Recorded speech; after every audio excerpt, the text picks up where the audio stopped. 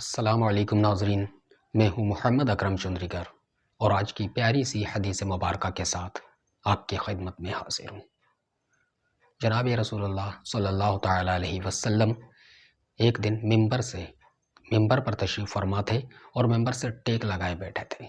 صحابہ کرام رضوان اللہ علیہ مجمعین سامنے تشریف فرما تھے۔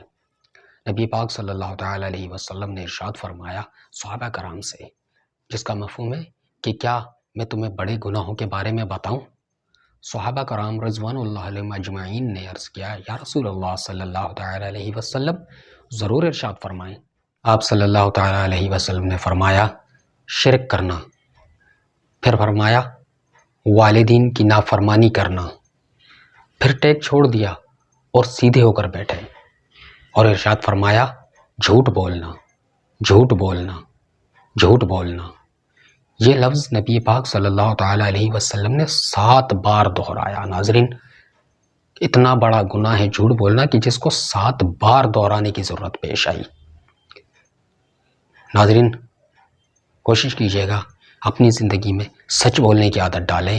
جھوٹ چاہے کتنا ہی بڑا کام جھوٹ کی وجہ سے بن رہا ہو، عہد کریں انشاءاللہ آج کے بعد جھوٹ نہیں بولیں گے۔ جھوٹ بول کر چھوٹے سے مسئلے سے بچ جانے سے بہتر ہے سچ بول کر مسئلے کو فیس کرنا سیکھیں۔ ناظرین، اپنا خیال رکھیے گا، آئندہ ملاقات بشرط زندگی، وما توفیق الا باللہ۔ السلام علیکم۔